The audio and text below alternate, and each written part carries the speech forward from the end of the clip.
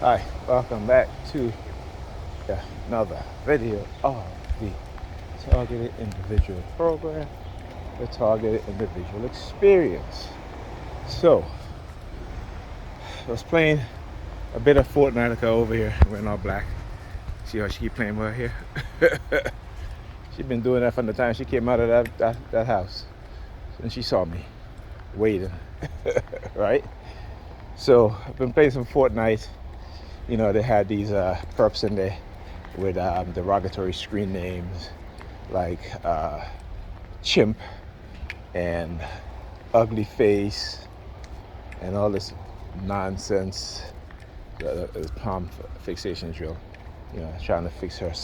You know, that's just Alex trying to fix her sweater, but she hands behind her back, palm facing up, was trying to fix her sweater. Like how you gonna be fixing your sweater like that? Usually, if your sweater's messed up in the look, hand signal, look, the hand goes. I tell you, you don't. You always see the hand movements, the hand gestures, right? Anyhow, so when I walked into my bedroom, you know, again, they had me under remote monitoring, fixated on my blanket, right, the color green. And as I was leaving, my sister says to me, she was like, did you have any of the chicken? I'm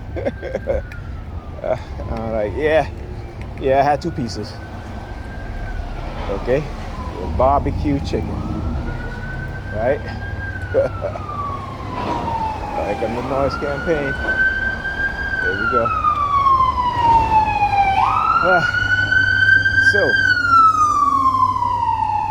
there's a video I was watching. It's called African Presence in Science with Dr. Ivan Van Sertima, who wrote a couple books. He wrote the book African, the Golden Age of the Moors.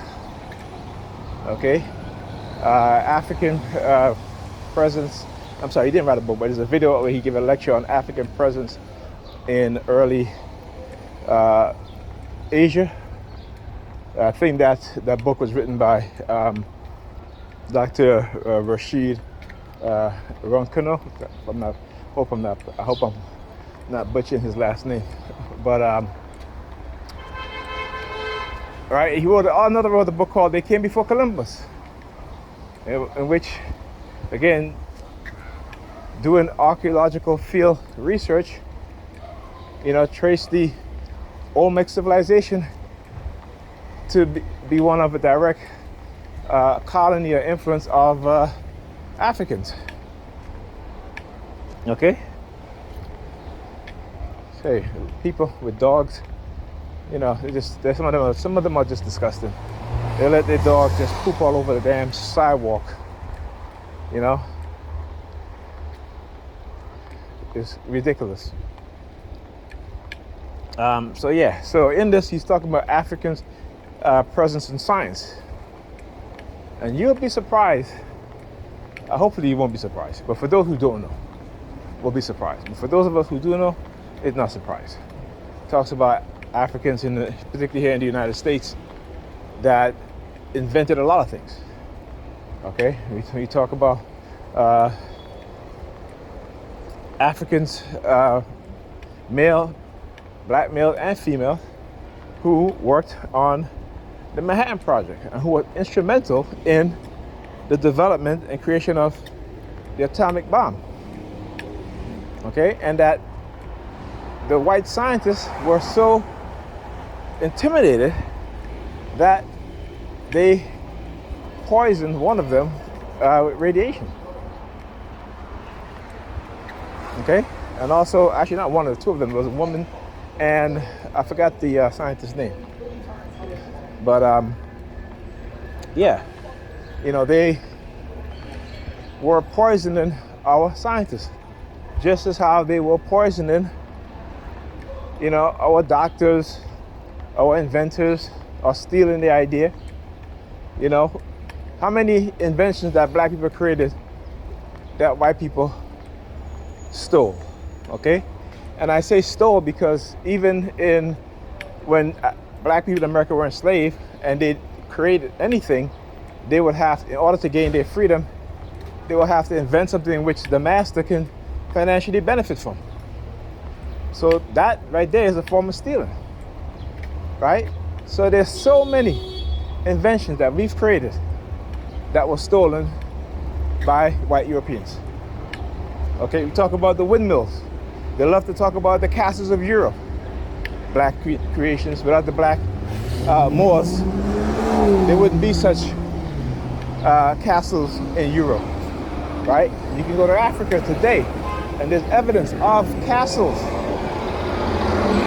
long before any castle was built in Europe, particularly in England, France.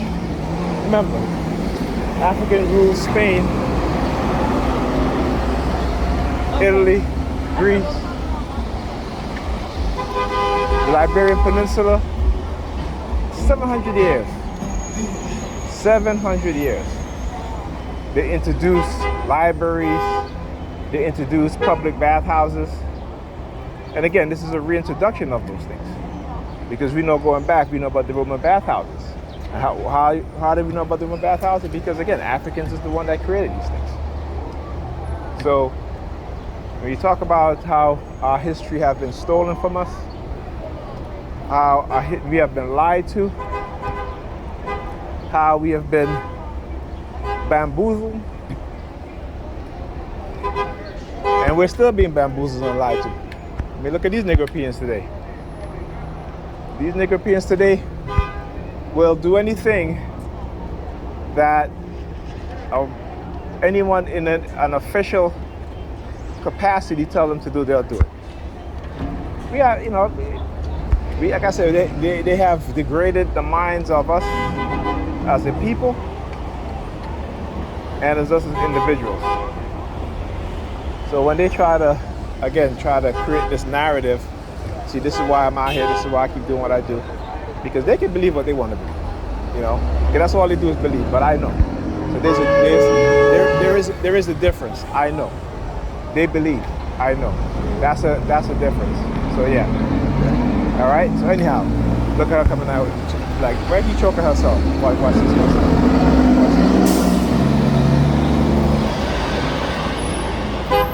Oh, you must be into some S&M thing. Hey, you walking down the street choking yourself? Like, she literally walking down the street, her hands around her neck. Like, one hand around her neck, choking herself.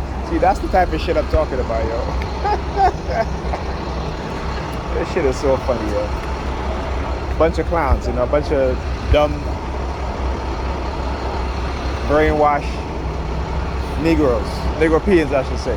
Yes. And I'll insult them every day. When the white man insult them, they're like, yes, master, yes, sir, yes, sir. My insults doesn't come with disdain or anything like that. It comes with understanding you've been lied to, that you've been dumbed down. Okay? When I'm trying to tell you the truth and show you what's going on, but they don't want to hear that. So, they operate on dysfunction. And the only way you can talk to them is dysfunction. Because when you try to talk to them as normal, right, they don't understand, they don't comprehend. As Dr. Amos Wilson said, that you have to, white people have to basically create within us a backward mindset, a backwards way of thinking, in order for them to get us to do what they want us to do, and to behave in a negative capacity and have a negative way of thinking in which we have. And it's a shame. It really is. They know nothing about themselves, nothing about who they are, where they come from, except the fact that their ancestors were enslaved. When our history go back, way back, the first people on this planet, the first inventors, the first mathematicians, the first scientists, the first chemists, the first writers, okay? The first. Right? And now we're the last in everything, in every category, except for dysfunctional behavior, except for death culture, except for the dysfunctional way of thinking, except for the number one in the destruction of black families, black communities, black mindset, right? So we have been transplanted from a great people to a people of one of highly dysfunctional behavior and way of thinking, right? And we walk up here, skin up our nose, because they can get them to target me and they can get them to engage in this sort of behavior. When all they're doing is destroying their own mindset and destroying the mindset of their children. They don't even get it. They don't get it. The most obese in our community are women. The most religious in our community are women. And the most who have the most negative outcome are women, and then black men. Most religious, most obese. Our children have the worst outcomes of any other group of people, children in America. Black children, the worst outcomes.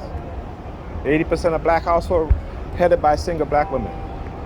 Don't understand black men, don't want to understand black men, don't care. They've taken the beauty out of black women and replaced it with something that's masculine, something that's non-nurturing,